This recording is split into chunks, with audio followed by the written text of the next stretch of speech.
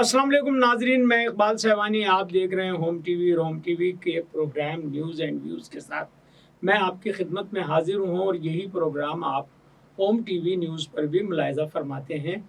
और आपके इल्म में होगा कि आज़ाद कश्मीर में जो इंतखाबात का दूसरा मरहला था वो भी कल कंप्लीट हो गया, और उसमें जो महाजरीन की 12 नशिस्तें थी उनमें से 10 नशिस्तों पर मुस्लिम लीग नून ने कामयाबी हासिल कर ली और 2 नशिस्तें पीपल्स पार्टी के हिस्से में आई हैं। तो इस तरह से अब 45 नशिस्तों में से मुस्लिम लीग नून ने 23 नशिस्तें हासिल कर ली हैं। इस तरह से सादा अक्सरियत जो है वो मुस्लिम लीग नून को मिल गई है। और अब इस पर जो पीपल्स पार्टी के तहफ़्फ़ुज़ात हैं, तो दोनों जानिब से पीपल्स पार्टी और मुस्लिम लीग के रहनुमाओं की जानिब से एक दूसरे पर इल्ज़ामात लगाए जा रहे हैं।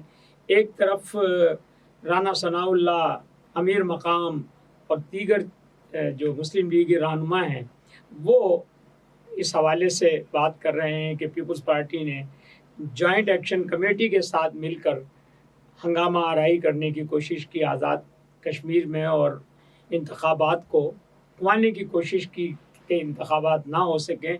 लेकिन इलेक्शन कमीशन ने इंतखाबात को, और जो हुकूमत है और इदारे हैं उन्होंने इंतखाबात को यकीनी बनाया।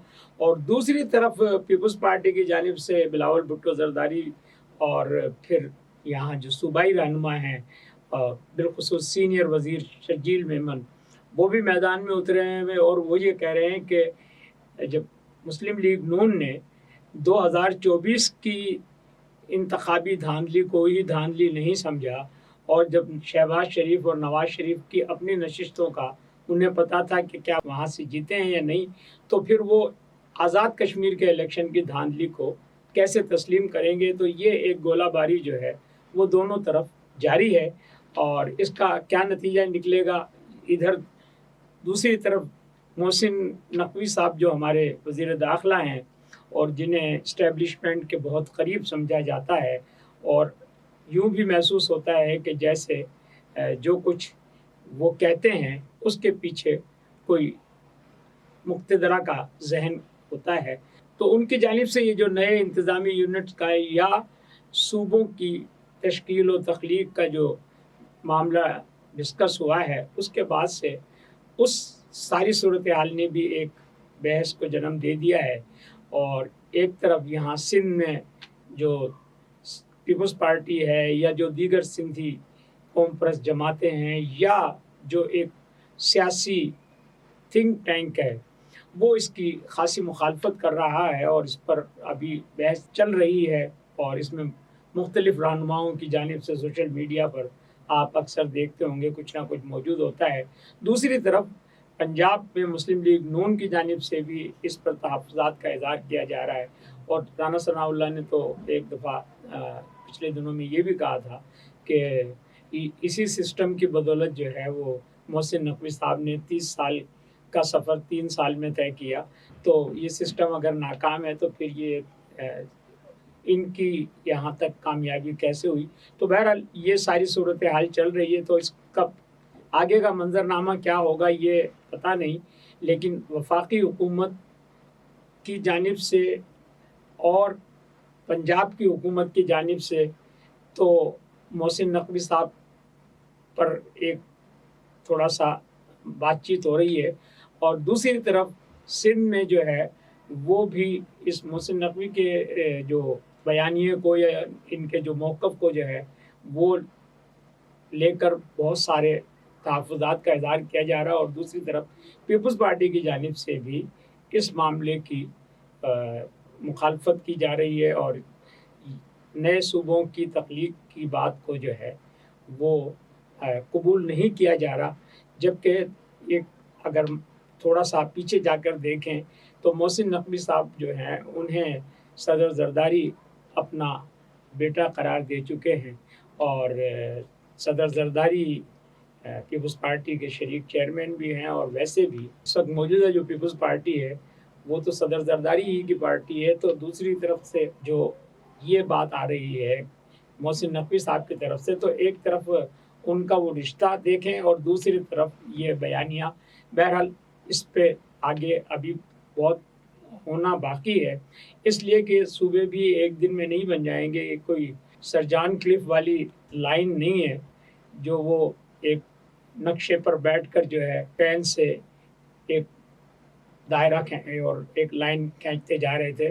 ایسا نہیں ہے. اس کا پورا ایک جو ہے ماڈیول بنے گا کہ اگر انتظامی یونٹ بنتے ہیں تو ان کو کس طرح سے آگے جا کر جو ہے ایڈمنسٹریٹیولی ہینڈل کرنا ہوگا، اور اگر صوبے بنتے ہیں تو اس کا کیا سسٹم بنے گا، کیا نظام بنے گا. تو یہ اگر اس پر عمل درآمد بھی ہوا اور اگر ریفرینڈم ہو جانے کی صورت میں یہ ہو جاتا ہے، پھر بھی اس کی تشکیل میں کم از کم سال سے کم کا عرصہ نہیں لگے گا سارے معاملات کو سامنے لانے کے لیے.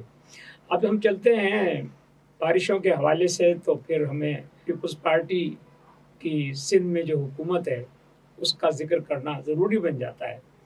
اور وہ پھر وہی بات ہے کہ جب پچھلی مرتبہ بارشیں آئی تھی تو اس پر حکومت پر بڑی تنقید ہو رہی تھی، اور اس تنقید کے بعد جب یہ معاملہ زیادہ بڑھا تو بلاول بھٹو کی جانب سے ایک بیان دیا گیا جس کو پھر بہت اس پر جو ہے وہ سوشل میڈیا پر میمز بھی بنی اور بڑے اس کو مسخرانہ انداز میں بھی لیا گیا کہ جب بارش ہوتی ہے تو پانی آتا ہے، اور جب زیادہ بارش ہوتی ہے تو زیادہ پانی آتا ہے.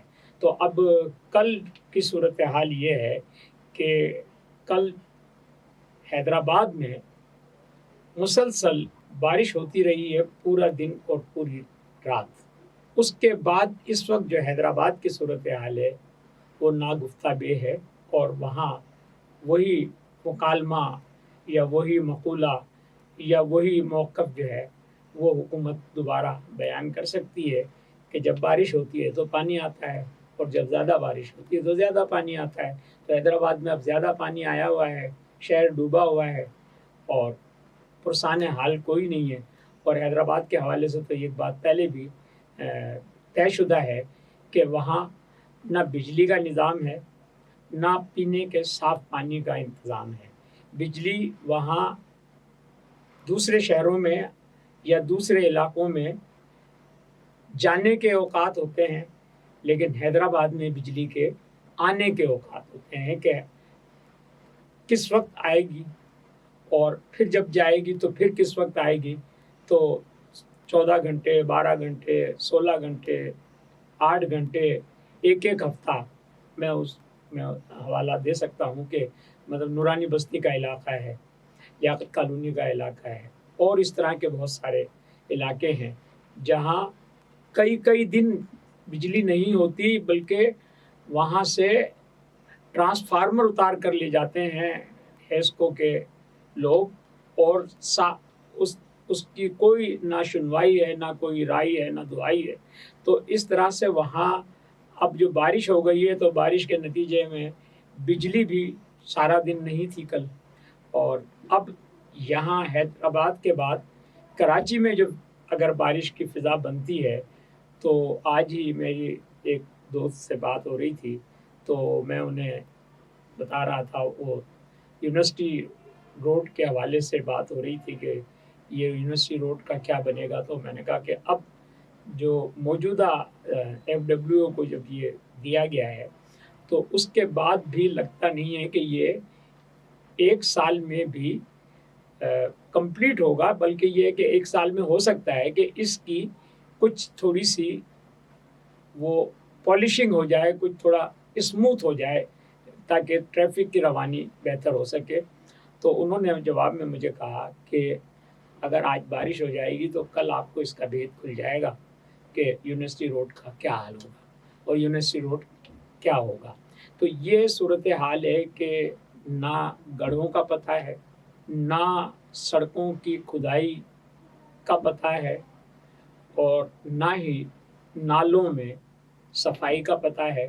تو اگر جو حیدرآباد کی صورتحال ہے وہ تو اپنی جگہ ہے، لیکن جو کراچی کی صورتحال ہوگی وہ اس سے بھی زیادہ بدتر ہوگی. اور دوسری طرف پنجاب میں بھی سیلاب آیا ہوا ہے، اور جب پنجاب میں سیلاب آتا ہے تو اس کے بعد اس سیلاب کا رخ جو ہے وہ سندھ کی طرف آتا ہے اور اب سندھ کے مختلف علاقوں میں پانی کی سطح بلند ہو رہی ہے. لوگوں کو گاؤں دیہات اور زمینیں اور مکانات چھوڑنے کا، وہاں سے محفوظ مقامات پہ جانے کا مشورہ دیا جا رہا ہے. اور دوسری طرف کچھ ایسی بد انتظامیاں بھی ہیں کہ جو کینال ہیں، خاص طور پر جو ٹھری میروا کا جو علی کینال ہے، وہ اتنے پانی کے آنے کے باوجود بھی وہ ابھی تک سوکھا پڑا ہوا ہے اور وہاں کے علاقے میں کم سے کم لاکھوں ایکڑ زمین اس کے نتیجے میں برباد ہو چکی ہے. تو یہ محکمہ آبپاشی کا حال ہے. اور باقی تو بارشیں آئیں گی تو پھر پتہ چلے گا کہ حالات کیا ہوتے ہیں. اور صدر ٹرمپ کی جانب سے یہ کہا گیا ہے کہ ایران مذاکرات پر آمادہ ہے اور ایران سے مذاکرات جلد ہونے والے ہیں. اور دوسری طرف ایران کی جانب سے اس بات کی تردید بھی کر دی گئی ہے کہ ایران سے کوئی رابطہ نہیں ہوا ہے اور امریکہ نے جو بات کی ہے وہ مفروضے کی حد تک ہے، اس میں کوئی حقیقت نہیں ہے. ایران سے کوئی رابطہ نہیں ہوا ہے. لیکن صدر ٹرمپ نے جو ہفتے کو حملے کرنے تھے، وہ ان کا کہنا یہ تھا کہ ان کے دوستوں نے اور ان کے اتحادیوں نے انہیں یہ مشورہ دیا تھا کہ وہ حملے کرنے کے بجائے سفارتی جو طرز عمل ہے اور جو سفارتی راستہ ہے اس کے ذریعے ایران کی طرف جائیں. تو ہم نے اپنے دوستوں کے کہنے پر وہ حملے روکے تھے. یہی آج کی صورتحال ہے. اور کراچی میں جو اسٹریٹ کرائم ہے وہ بہت شدت اختیار کر گیا ہے اور لوگ جو ہے وہ پریشان ہیں اور حکومت بے بس اپنے آپ کو محسوس کر رہی ہے اور کرمنل آزاد کر رہے ہیں.